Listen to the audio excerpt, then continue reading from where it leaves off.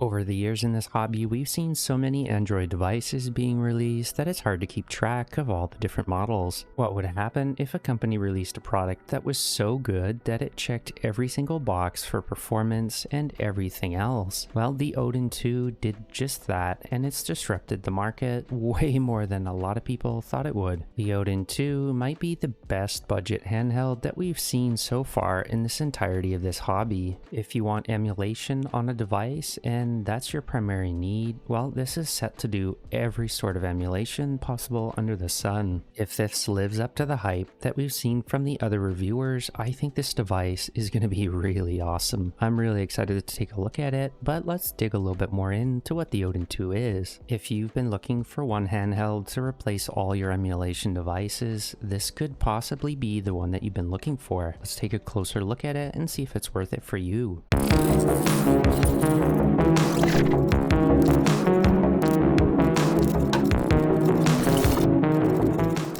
Starting things off is where you can buy the device. Well, the device, the Odin 2, went up on Indiegogo a little while back. As far as models go, they have three different models here. They have the base model, which had 8 gigs of RAM and 128 gigs of storage. They also had the Pro model, which had 12 gigs of RAM and 256 gigs of storage with a couple other different colors. The Max variant had 16 gigs of RAM and 512 gigs of storage. They've been planning this since 09 of last year. They were going to start shipping these in December, but they seem to be way ahead of schedule, and they're going to start shipping these out at the end of this month. As far as what's powering this device, well, they've gone for the latest and the greatest. They've gone with the Snapdragon 8 Gen 2, and this thing is an absolute beast. This thing is also carrying some of the latest and greatest specs, including Wi-Fi 7. It also supports 6 GHz Wi-Fi, and we'll take a look at that later as well. And this chip is so powerful that it can do 8K playback at 60 FPS video-wise. That's crazy to see. This is also based on 4nm technology, so it should be really efficient battery-wise, but we'll take a closer look at the battery life later. UFS 4.0 storage is another thing that I'm really excited to see in this device. This essentially is a full desktop NVMe stuck into the device itself. These things can go up to 4200 megabytes per second in reads, and writes are pretty impressive too, up to 2800 megabytes per second. These are also way more power efficient than UFS 3.0 storage and below, so that's really good to see as well. As far as what model I think you should get, well, I definitely think there's a little bit of value in each of these. The early bird base model here for 403 Canadian, I definitely think that's probably the way to go, and I think that one holds the best value. I do think that 8 gigs of RAM is going to be more than enough for everything, and because it has expandable storage, 128 should be fine. If you do want to play more Android games though, I do recommend picking up the Pro model for double the internal storage. I do think the 12 gigs of RAM is a little overkill, but it is nice to have a little bit extra in case you need it. The Max model though, I think is really overkill, and I don't see Android using 16 gigs of RAM in any situation. If you want to get one of these three models, I do think that the first one, the base model, and the Pro model definitely have the best value. However, if you don't want to get any micro SD cards and you just want to toss everything onto the console itself, go for the Max model. Even at 600 Canadian, this is still a really good deal considering what it is. If you were to look at getting a phone with this processor and these equivalent specs, you're looking at like 900 to 1000 Canadian. The Gen 2 on the latest Odin 2 absolutely destroys the 845 in the Odin 1. Overall general performance wise on Antutu is 252% faster. That's incredible. This is a huge jump. CPU-wise, you're looking at about 150% uplift in multi-core and 250% in single-core. GPU-wise, however, shows the biggest uplift of upwards of 367% over the 845. If we're looking at the Odin 2 versus the Odin Lite from last year, there's still a huge difference. GPU-wise, on the Odin Lite versus the Odin 2, there's a pretty big difference as well. We're looking upwards of 300% faster overall. If we're looking at the Odin Lite versus the Odin 2, well, Vulkan performance is significantly increased on the Odin 2 at upwards of 500% faster. The Unisoc T618 in the Retroid Pocket 3 Plus is an excellent processor, but it comes nowhere close to the Gen 2. We see a single thread performance uplift of 325% with a multi-threaded performance uplift of 263%. GPU wise though, the Gen 2 absolutely crushes the 618 at 770% faster. I really think that they went above and beyond, and this is definitely overkill for a handheld. But we're getting a big battery as well, we're getting a really nice IPS display, we're getting top of the line connectivity, the latest Android 13, a lot of the other things that I'm really excited about. I'm happy to see these built-in ergonomics on devices. Pretty sure a lot of these handhelds, especially ones of this size, are going to need to start putting these grips on the back. Now that we've talked a little bit about the specs, let's open the box and see what they've included with the console itself. I gotta admit though, the packaging on this feels really premium. It actually kind of reminds me of the AYANEO products. They've really gone for a premium unboxing experience with this. Let's open it up and see what's inside. In the box, we find a nice little insert here. This is pretty cool actually. It kind of reminds me a lot of the Pokemon cards that we had in the 90s. On the back of the card, we have an overview of the console and the specs. Underneath that, my model came with a tempered screen protector, and I'm really happy to see this because I forgot to order one. And the console itself, and I gotta admit guys, I'm really excited to take a closer look at this. The nice insert we have here definitely protected it with traveling. Now that we got it out, let's open it up. All I gotta say is, absolutely, this is incredible. Before I look at the console any further though, I do want to get that tempered screen protector on there, so I'm gonna go do that quick and I'll be right back. The only thing that I got in the package aside from the console was this 100-watt quick charger, and this feels actually pretty premium. It kind of reminds me of the ones that AYANEO sends. The Loki Zero unit that I got has the same charger. It's kind of nice to have a 100-watt quick charger included in the box. Just before we get started, in the interest of full disclosure, I did pay for the Odin base unit myself with my own money. I did reach out to AYN to see if they could send me my order a little earlier for the purposes of review. They did send that out to me, but this is the Pro model, so they gave me a free upgrade for the review. My guess is they just don't have any base units in at the moment, so this is why I got the Pro model. Regardless, I'm still going to give you my honest opinion of what I think about it, and they're not seeing this video before it goes up. Let's take a closer look at the unit itself. Look at the size comparisons of this unit compared to other devices of similar form factor. The first up is the Retroid Pocket 3 Plus. Compared to the Odin 2, the Retroid Pocket 3 Plus looks absolutely tiny. Looking up from overhead, you can see these two units are pretty similar in thickness. The triggers on the Retroid Pocket 3 Plus are a lot smaller than the ones on the Odin 2. This comes in at 17.5mm thick. The Retroid Pocket 3 Plus is a little thinner at 15mm. The buttons themselves feel a lot bigger on the Odin 2 as well. The one on the Retroid Pocket 3 Plus comes in at almost 7mm, and the one on the Odin 2 comes in at 7.5 nearly. However, the biggest difference between these two devices is the Retroid Pocket 3 Plus doesn't have a grip on the back.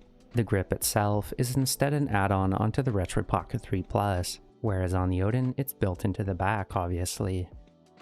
As far as these grips go, they're pretty chunky. The grip itself comes in at a little over 31mm. The grip on the Retroid Pocket 3 Plus comes in at 32.5. So these are pretty similar in grip size. Moving up in size, the Switch Lite is definitely a little bit bigger than the Retroid Pocket 3 Plus, but it's still nowhere close to the Odin. The Switch Lite is also a lot thinner than the Odin 2. Interestingly enough, the fan vents are almost identical in size here.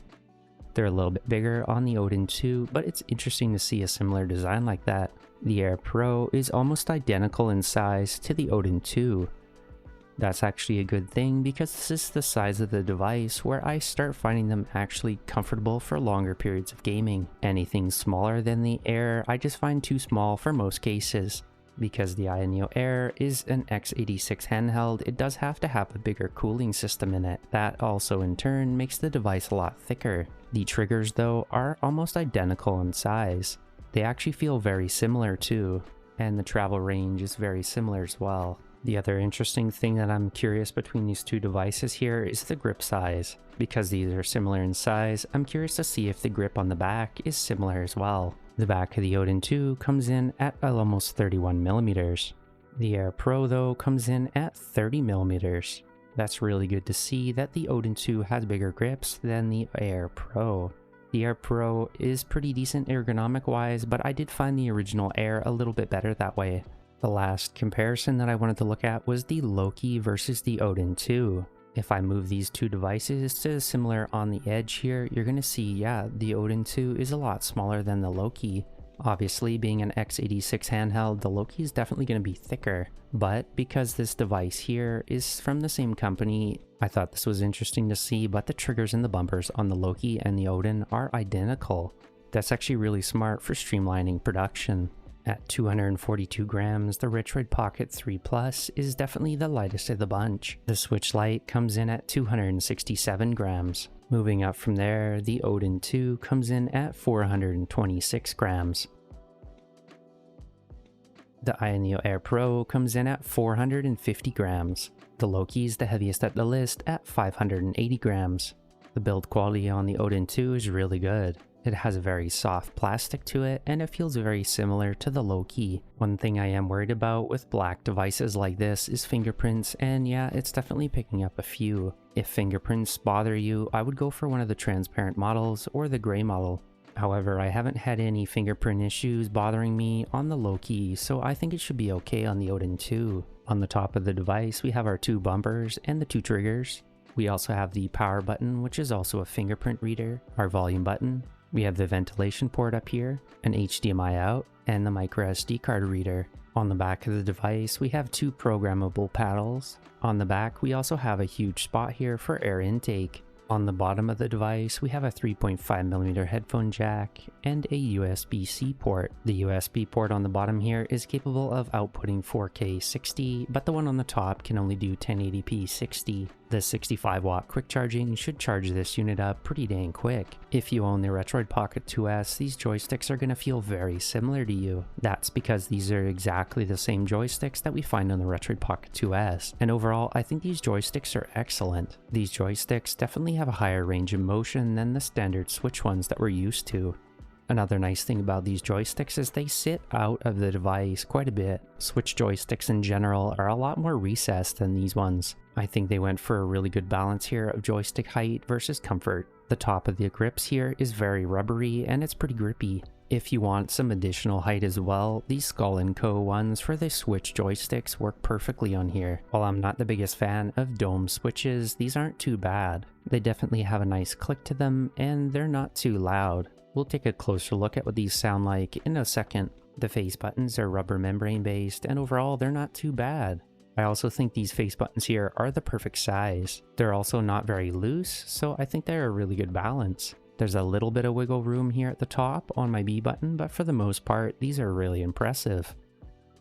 Let's take a closer look at what these buttons sound like next.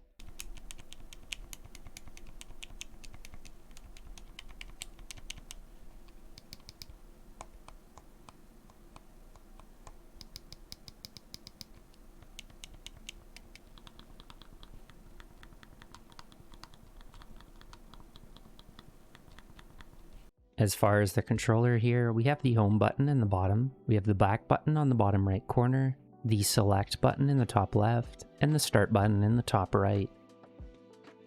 As far as the ergonomics go, they've gone with a grip on the back here as mentioned, and it's pretty comfortable. Your hands wrap around here, and in the center there's definitely some good grip. If you're looking from the side, you can definitely see how big that grip is. We also have some LEDs running along the side here. We can take a closer look at those later as well. These sorts of grips definitely make playing these sorts of consoles a lot more comfortable. Now let's turn this on and get this set up.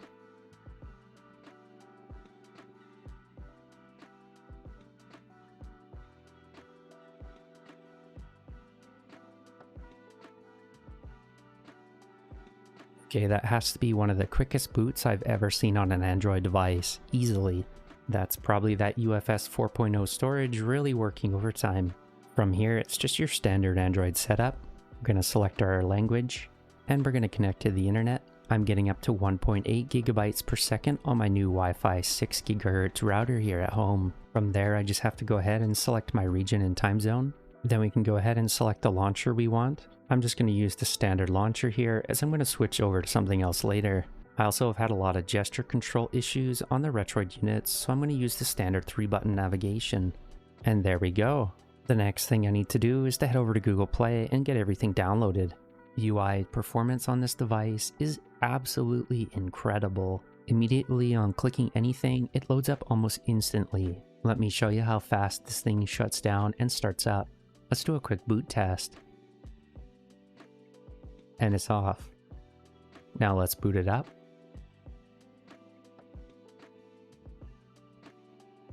Watch how fast this starts. I still can't believe how fast this thing is. Done. That's by far the fastest launch I have ever seen on any device. Once you get everything set up, you're probably going to want to head to the settings to do a few optimizations. Let's go ahead and do that now.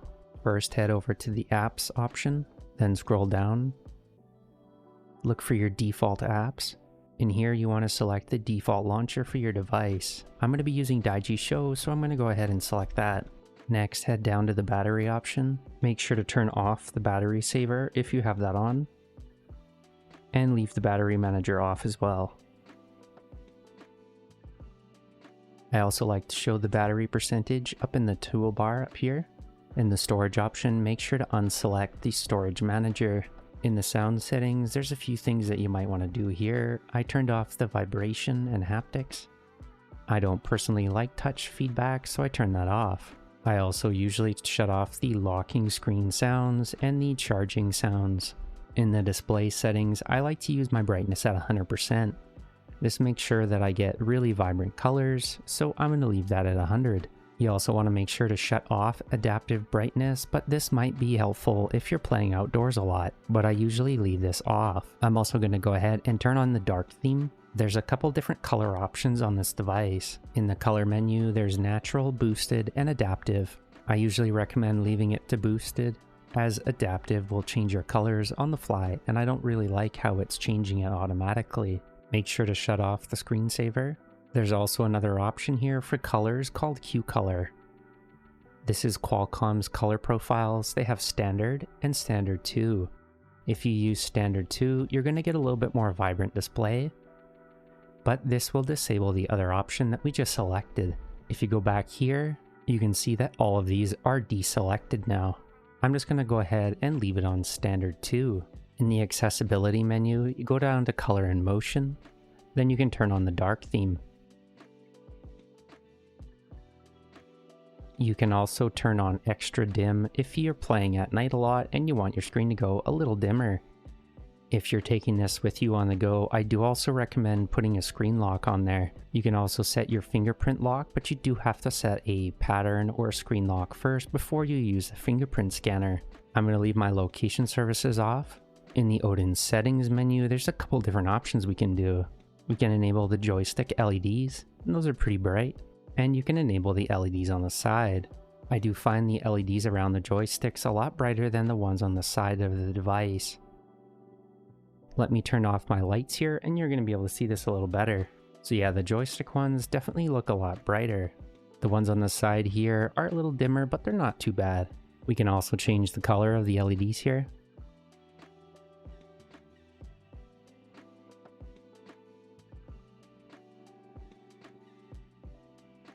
I'm going to go ahead and leave mine red. We can also do a few other things in the Odin settings menu. You can change the video output mode. I'm going to leave it to adaptive, but you can set it to 4K 60. If you leave it to adaptive, it's going to be able to change between 4K 60, 2.5 at 144 Hz, 1080p 60. It all depends on what your monitor you connect it to supports.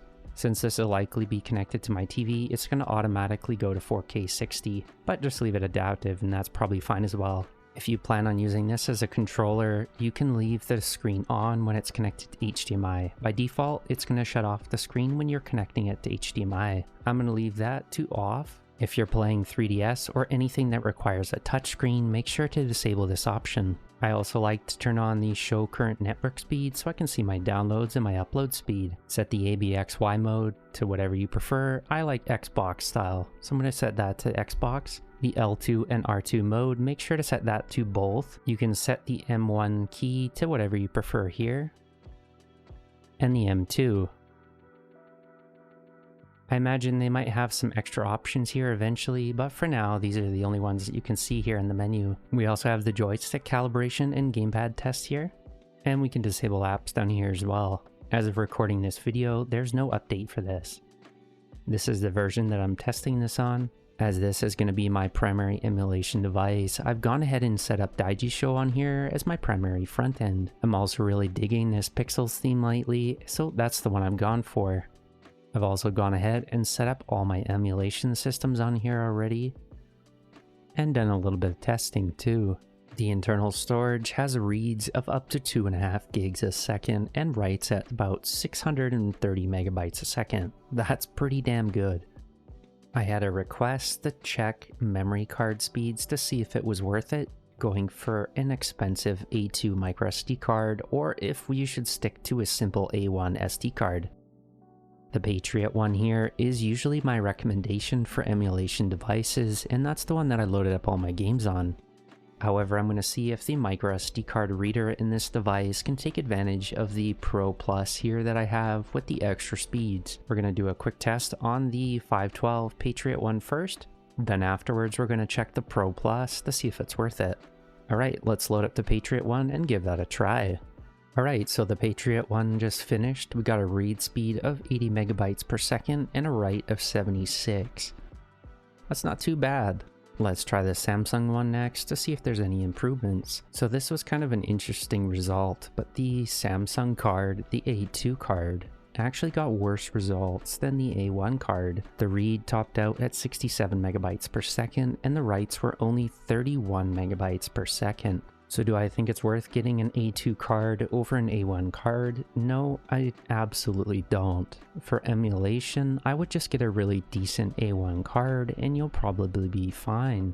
I've been using these Patriot EP cards for a long time and they've been absolutely amazing. You can also save quite a bit of money, and 512 seems to be more than enough for my collection. However, if you're playing on a Windows handheld, I definitely do recommend grabbing one of those A2 cards. However, for Android though, A1 cards seem absolutely fine. The only place that you're going to notice a performance improvement with the A2 cards is on a Windows handheld or if you're moving files over from your PC.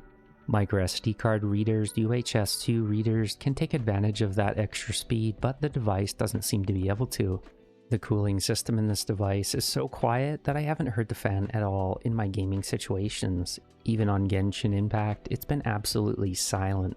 Let me show you what that fan sounds like.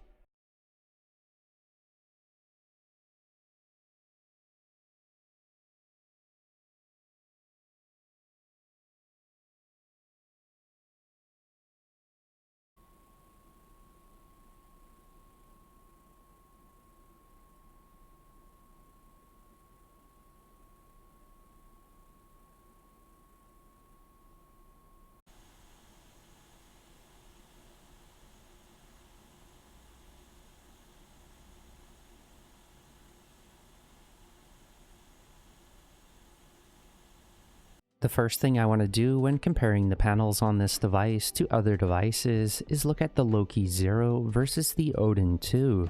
Between both of these devices, I'm impressed with both of them. The Loki 0 has an excellent panel and there's a lot of color saturation going on. The Odin 2 is slightly darker, however, but it still produces a very bright, vibrant image.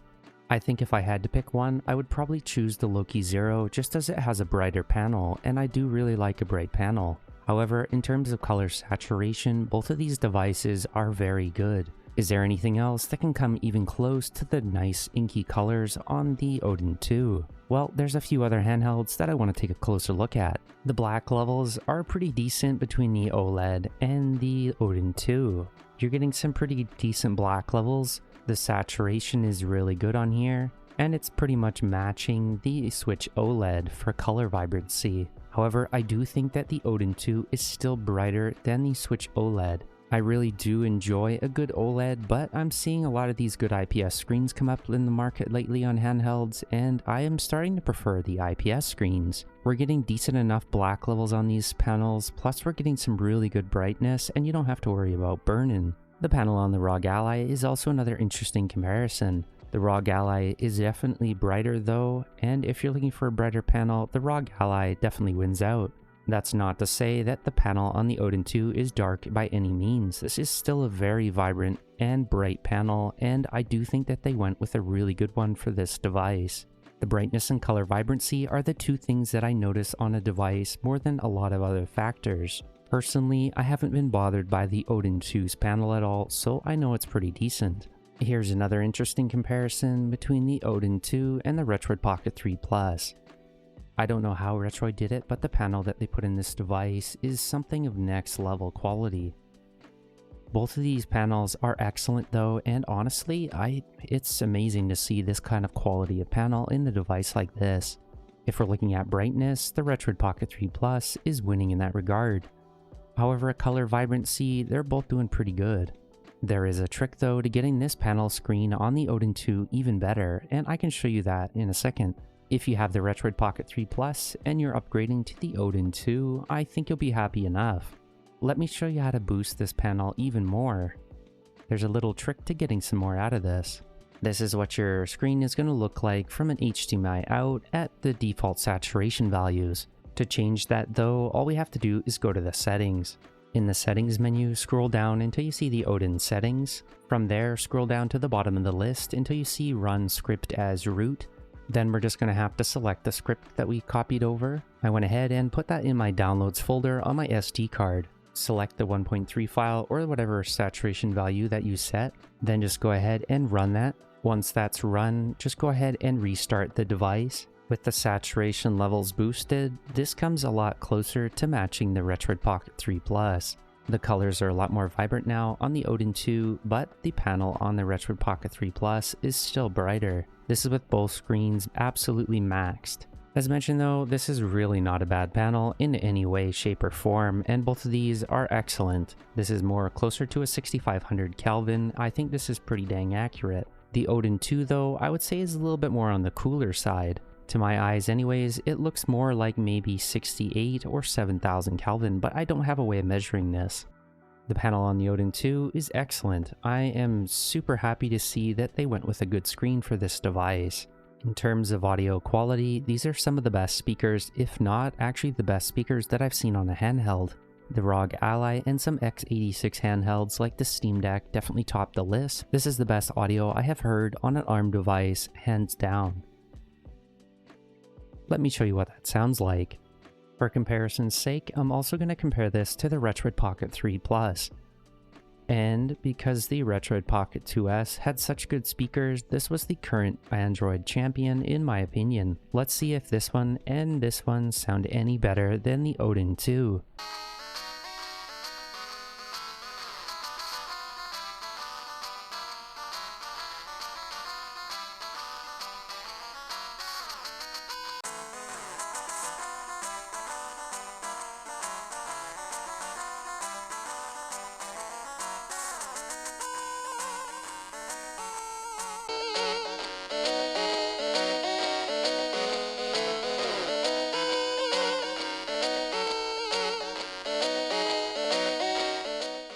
The speakers on this device sound breathtaking. The only handheld device that I have that comes even close to this is some x86 devices as mentioned. But if you're looking at Android devices, the only thing that can come close to this is my Poco F3, and that's what's recording this right now, so I can't really get an audio sample from that.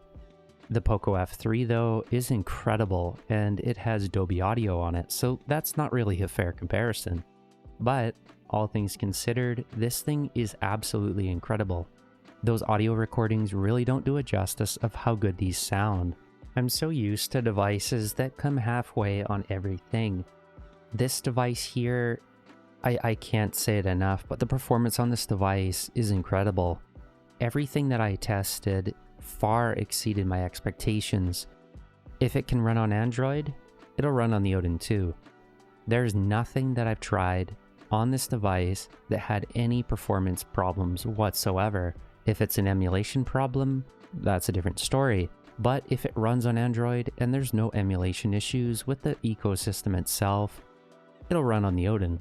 I tried everything to get this device to throttle. I've tried everything to get this device to stutter and lag. And every single device that I've had has had some flaw in this regard in performance. It doesn't matter what I tried though, everything just worked. It's incredible. The older systems worked absolutely flawlessly, but stuff like Gamecube, you can upscale this thing absolutely crazy. PlayStation 2, I've never seen this level of PlayStation 2 emulation. Even Switch emulation. I don't really want to show too much in this because you never know with Nintendo, but everything just worked. Like I've never seen this. It's crazy. Wii worked, 3DS worked. You can upscale these systems so much too. It's incredible to see what you can do with this device. Being a Sega fan though, I had to see what level of upscaling we could get on Sega Dreamcast. Let's load up Sonic Adventure 2 here to see what level of upscaling this is capable of. So yeah, this is kind of interesting, but we have Dreamcast here and we're running Sonic Adventure 2, but look at the upscaling. I've upscaled this to 8K. I'm absolutely blown away that this is running at all in even 4K, but 8K on a handheld? That's just absolutely incredible. This does dip a little bit, but for the most part, it's extremely playable. Technically, this is pushing over 8K pixels, and I'll put the comparison on screen to show you the difference. This will easily play 4K though on Dreamcast at a flawless 60. Seeing this run at all at 8K is absolutely astounding, and this really shows the Snapdragon 8 Gen 2's power. So it does dip down into the 40s a little bit, 42, 40, 45, but for the most part this is extremely playable. Not that anybody's going to play this in 8K, but it's just fun to see. It actually doesn't really make a lot of sense for me to show these older systems off, just because this thing is going to play everything under Dreamcast absolutely no problem. For each of the systems that we're testing, I have the FPS in the top left corner. We also have the RAM usage here, so we're sitting at 48% at 4x in Citra right now. We also have the CPU temperature. You can see all the different frequencies set on the processor itself. We have the GPU load down here and the GPU frequency. You can also see the CPU temperature here as well. Keep an eye on this information as we go through the various tests just to see where it sits. From my experience with the Retroid Pocket 3 Plus, I did find the performance mode to be the best performer overall. That's what I'm going to use for this, and for the fan mode, I'm just going to use Smart. The performance testing on this unit was pretty interesting because no matter what I tried, I could not get this unit to lag at all. Even at 4x and Citra here, this thing is having absolutely no issues playing this. 3DS seems to work well, and I haven't had any issues with any of the games I've tested. You can pretty much max out the settings here with no issues whatsoever. If you plan on buying this for 3DS, you're going to be pretty happy. Especially if you want to dock this, the upscaling is going to help immensely on your TV. For PlayStation 2, I could have shown off a lot of titles, but I just wanted to show off the heaviest emulation title I could think of, which is Shadows of the Colossus. This thing is running at a flawless 30 FPS with 2.5 times upscaling, absolutely no issues whatsoever. This is interesting because I've never seen this title run well on any ARM device actually. We have plenty of overhead as well. As you can see, we're only sitting at about 50 to 60% GPU load. We could probably get this up to 3 or 4 times scaling, but I think it looks great at 2.5 times. Regardless, we're only using 49% of our memory usage, and the processor is doing pretty good, keeping itself cool at only 51 degrees. Overall though, yeah, this is awesome for PlayStation 2. Even on the heaviest title here, we're having no issues whatsoever. Just for fun, I wanted to see how far I could push the PlayStation 2 upscaling. We're sitting at 5x native upscaling here, and we're doing pretty good at a solid 60 FPS. The GPU temperature is sitting at 62 degrees with the fan on there, and we're not even maxing out the GPU usage. However, you're not going to need this kind of upscaling on the handheld itself, as this is only recommended for docked. It's still pretty interesting to see though, and this unit definitely has a lot of power. Even my Poco F3 with the Snapdragon 870 couldn't push it this far, so this is an incredible device. Switching things over to Wii, let's take a closer look at Xenoblade Chronicles. Since this is a 1080p panel, I've upscaled it here to 1080p and it's running no issues whatsoever. We're getting a flawless 30 FPS and we're only using 56% of our RAM. The temperatures are still pretty decent as well at 52 degrees. Just for curiosity's sake though, let's see how far we can push the upscaling on Wii. This is set to 1440p, and it's running at a flawless 30 FPS still. We are, however, maxing it out, and I can't bump it up anymore, so 4x on Wii seems to be where it's gonna sit. Regardless though, 1440p on a handheld with Wii games, that's absolutely amazing to see. I'm still in shock at how well this is all running. Like, we're getting really decent thermals here, we're getting really good FPS, low memory usage. This is working really well. If you want to take your Wii games on the go, this handheld definitely seems to be the way to go. If we're looking at other Wii games that use 60 FPS limits, well, we can keep that same upscaling and we're still getting a flawless 60. This device is definitely blowing past all my expectations. Wii seems to cause no issues whatsoever for this device though, so let's bump it up and go from there. It's also worth noting that I did try some Gamecube and all of it ran absolutely flawless. If it can handle Wii, it can handle Gamecube. If we look at Gamecube, Metroid here definitely had some issues on the Retroid Pocket 3 Plus, as it would build up a lot of heat. Even at 1440p, we're still getting a solid 60 FPS. We're sitting at 55 degrees Celsius here. The GPU load is sitting at about 60%, that's not too bad. This is pretty impressive. As far as Yuzu goes, well, it's kind of cool because, for me anyways, playing these kind of games on this console is a way of breathing new life into them. We essentially have the Switch Pro that we've always been looking for, and a lot of these games are currently playing in docked mode on this device in 1080p. We have so much overhead in GPU power here that it doesn't matter if we play these docked or portable, they run absolutely fine. It's pretty cool to see this running in docked mode on the Odin 2 absolutely flawlessly. We're only using 44% memory usage right now, and everything else is looking good too. The battery life on this is incredible, and even though we're getting a flawless 30 FPS, this is a great experience. I really can't recommend this enough. If you got some games and you want to take them with you on the go, load them up on your device here and give them a try. I think it's pretty cool to see these kind of games running on Android finally. I did have to install the GPU driver, but after I installed the driver, everything seems to be running a lot better. I did have a few games with graphical glitches, but for the most part, every single Yuzu game that I tried ran absolutely flawlessly in docked mode, or in some cases I did have to turn it down to portable mode, but for the most part, all this stuff just ran absolutely flawless. In some cases, like with Snap here, running on docked mode, you're getting actually better performance and visuals than the native hardware. It's bumping it up to 70 degrees Celsius, but it does seem to be stabilizing and dropping a little bit as the fan kicks in. The audio on the fan isn't too bad either, and it's not bothersome. Because this is a vibrant IPS panel though, we are getting some really nice colors here. If you've got some Switch games and you want to play them with you on the go on a different console for a change, this is definitely a fun way to go about it. Yuzu is still in early development stages, so you're going to find a lot of graphical glitches on certain games, but for the most part, a lot of these are going to run with no issues whatsoever. And in case you're wondering, gyro works well. I did try tinkering with Winlator for the sake of this review, but unfortunately I couldn't get it to boot no matter what I tried. I tried tinkering with the graphics driver to see if I could get that to work, but unfortunately I can't get anything started. I don't think it's the device itself causing this issue, I think this is just a problem with Winlator. I did just recently update it to 2.0 and that could have been the issue. Maybe it just doesn't have driver support for the Gen 2 yet, but unfortunately I can't get it to work. Out of all the Android games that I tried, Titan Quest is by far the best. I've completely maxed out the settings on this and we're getting a flawless 60 FPS. The battery life also seems excellent and I think I'm going to have a lot of fun playing this on here.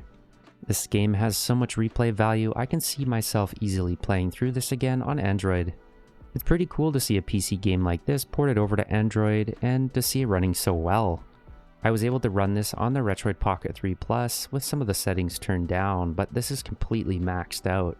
I think it looks pretty good too, and the graphics aren't too bad for Android. This is pretty impressive. If you're looking for a fun game to play on Android, I can't recommend this one enough. It's very similar to Diablo, and you got lots of replay value with it as well. Genshin Impact unfortunately doesn't recognize the controller as a controller, so you have to map it to the touchscreen. Regarding graphics though on this thing, I've completely maxed this out and it's running at a flawless 60 FPS. I did not expect this game to be running so well on this device, and everything else seems to be going pretty good as well.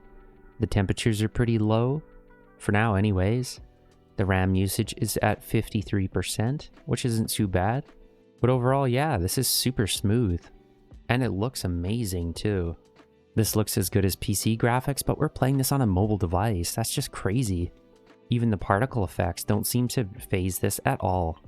If you want to play Genshin Impact, it's pretty cool. After some tinkering though, I can see this being a really fun game to play on this device. If you've been waiting for a device to play Genshin Impact on mobily, this could be the way to go. Next up, let's test out the streaming capabilities of this device. Just to keep it interesting, I wanted to try something a little different.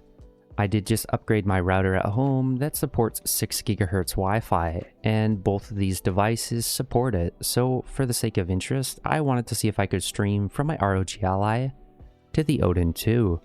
Both of these devices are connected to 6 GHz Wi-Fi, and both of them are getting upwards of 2 GB per second. This is absolutely the best case scenario for streaming. They're also both connected to Wi-Fi 6E, and both the adapters are getting full connection speed. So how does this perform? Well, as you can see, it's almost instantaneous. I don't see almost any input latency between these two, maybe a little bit, but it's not too bad. You gotta admit, that's looking pretty decent. This is on enhanced 1080p as well. And the quality of the visuals doesn't look too bad either. This is running the ultra settings on my ROG Ally. I'm also setting my ROG Ally to 25 watt TDP to max that out.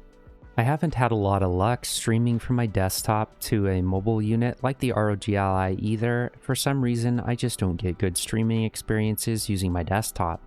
Let me get some metrics on the display here so you can see exactly what's going on. Because the metrics are so small, I had to zoom in here so you can see what's going on. We're getting 0 packet loss. We're only getting a 0.3% frame loss. Our video bitrate is about 17 megabytes per second. Streaming latency is kind of hard to see, but it's less than 1 millisecond. This is at 1080p, and we're using the HEVC codec. This is also using hardware decoding. Yeah, so this is not a bad device in terms of streaming. Once we see Wi-Fi 7 routers available, this is only going to get better.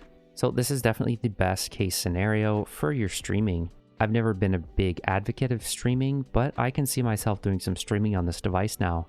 Now that the camera started to rotate a bit, you can see the metrics a little bit better. I don't know about you guys, but these metrics look pretty impressive. Have you ever seen Steam Link work this well? I certainly haven't. As far as streaming goes though, this device definitely gets a thumbs up. To test out thermals on this device, I loaded up Yuzu as that seemed to cause the most heat. At 65 degrees Celsius, let's get some temperature measurements. Let's first measure where your hand is going to be sitting on the side here and see what that comes out to. We can measure it on both sides here. On the right side, we're sitting at around 29 degrees Celsius. That's still extremely comfortable for gaming.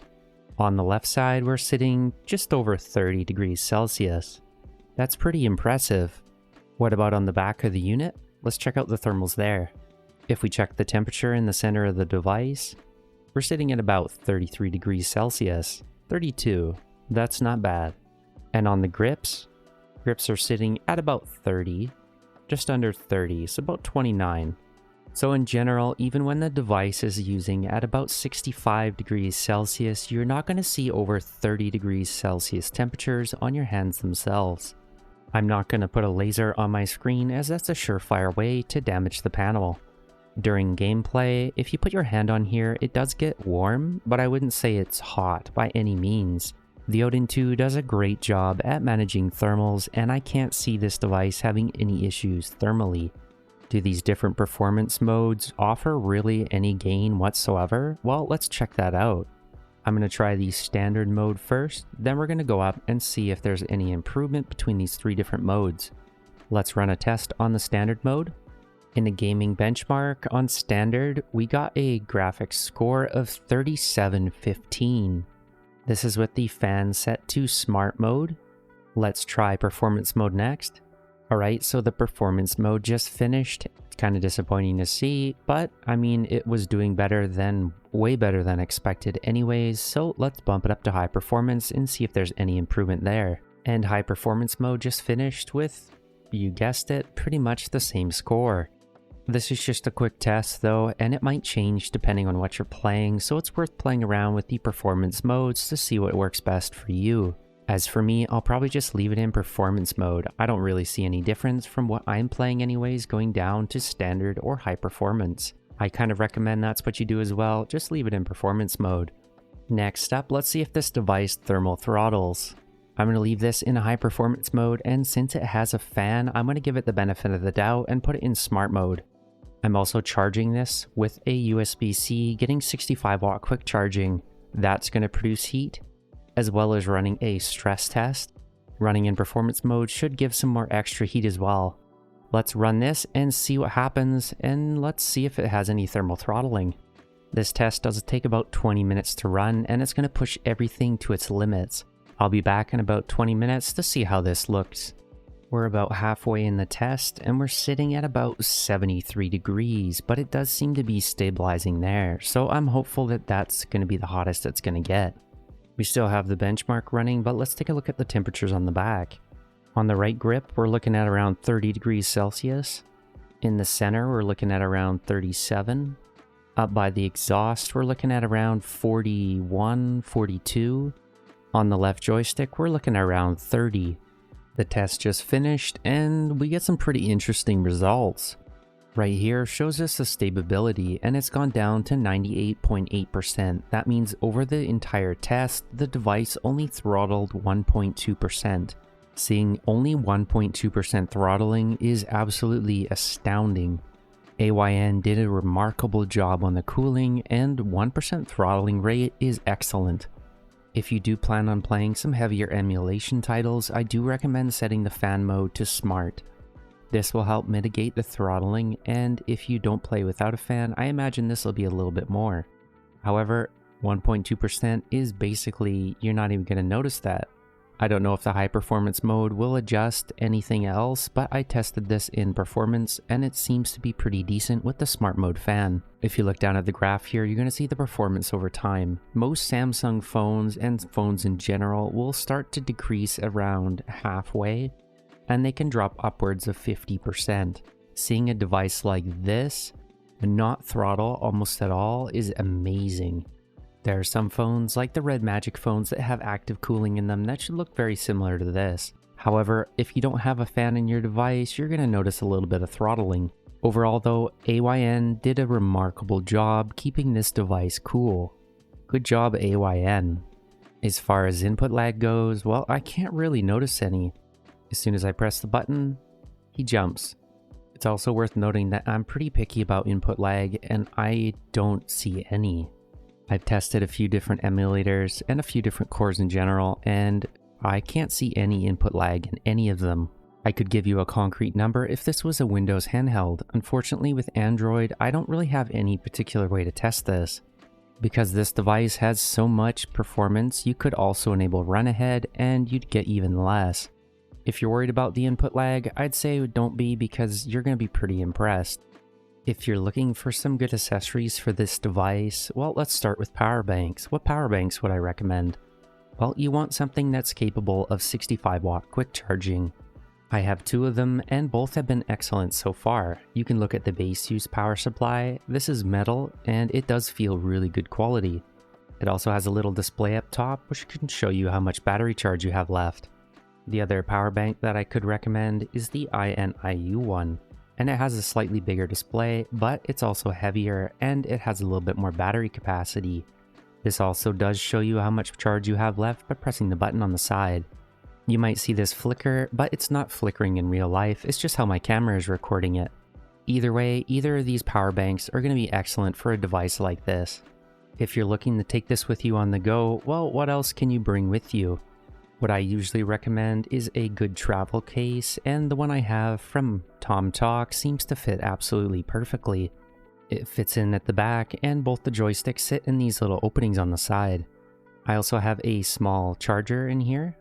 This charger is pretty thin, and I made a video on this as well. I got room for my charger in the bag, and a power bank in the front pocket, and I also have a few things up here in the front like my earphones. If you're looking for a good pair of wireless earbuds, I do recommend checking out these Soundpeat Sonic Mini Pros. I haven't noticed any input latency on these in game mode. I also keep my USB cable up here at the front. This is probably going to be my case for taking this with me on the go, because when this one went up for pre-order, I forgot to get the official case. I usually take these with me on the go anyways, and I find bags like this a lot easier to take with me. If you want some extra height on the joysticks, you can use these Skull & Co. switch joystick caps. These do add a lot more grip to the joystick caps themselves, and they give you some extra height too. And they also don't affect the range of motion at all. I've been using these on my AYANEO Air devices for quite a while, and I really do like them. This is the one I do like here in the middle, but there's two other ones that you can get as well. There's a slightly bigger one with a concave cap, but that one has wider edges, so it might limit the range. Let's try it out. The other bad thing about these joystick caps is they are a black grippy rubber, so they do attract a lot of dust. However, yeah, this one here doesn't seem to affect the range of motion either. This one is a little bit bigger and it is pretty comfy. If you want a little bit of extra joystick height, grab these caps and I think you'll be pretty happy. They're only about 10 Canadian too, so they're pretty cheap. There's never been a better time to get into handheld gaming. From powerful Android devices like the Odin 2 that can emulate everything under PlayStation 2 and the Nintendo Switch, to handhelds like the Loki, Steam Deck, and ROG Ally that can play PC games and everything else. If you're looking at playing emulation only, up to Nintendo Switch, but not including PlayStation 3 or Xbox 360, then grab the Odin 2. If you want to get some more PC gaming in there and you just want to play natively on the device, grab a Windows handheld like the ROG Ally, Steam Deck, or Loki. x86 handhelds can also emulate PlayStation 3 and Xbox 360, where Android cannot at the moment. There's definitely going to be pros and cons to picking either or. Both ARM devices and x86 devices are going to excel in their own areas. ARM devices are definitely better in battery life, and overall, this device is pretty impressive. Let's take a look at the battery life next and see what you can get on the Odin 2. I ran a few tests on the Odin 2 with the battery life, and I kept things as realistic as possible. I left the Wi-Fi on, I also left the Bluetooth on, and I left the brightness at 80%. I do find the brightness at around 50 to 80 is kind of where most people will get, so I'm going to leave it at a realistic expectation and set it to 80. This is what kind of battery life to expect on the Odin 2. Overall, it's not too bad. In terms of battery life, I wanted to test a really wide range of systems, so starting off the list first, Pokemon Red on Game Boy got up to 25 hours. If you plan on playing some old systems, 25 hours of battery life is pretty impressive. Sonic Adventure 2 for Dreamcast, all I did was upscale it to 1080p and we're looking at around 12.5 hours. Metroid Prime for Gamecube, I upscaled it to 1080p again to match the display, we're looking at about 7-hour battery life. Genshin Impact was a little bit more demanding on the battery life as I maxed out the settings, and with that brightness on there, it definitely was draining the battery a little quicker. We're looking at about 5 hours battery life on Genshin Impact. Titan Quest was another Android game that matched Metroid Prime for battery life at 7 hours. Pokemon Snap was definitely the most demanding game out of everything that I tried, and I only got about 4.5 hours of battery life. This was in docked mode at 1080p though, so you could drop it down to 720p if you wanted to get more battery life. So what do I think about the Odin 2? Well, I think it's incredible value.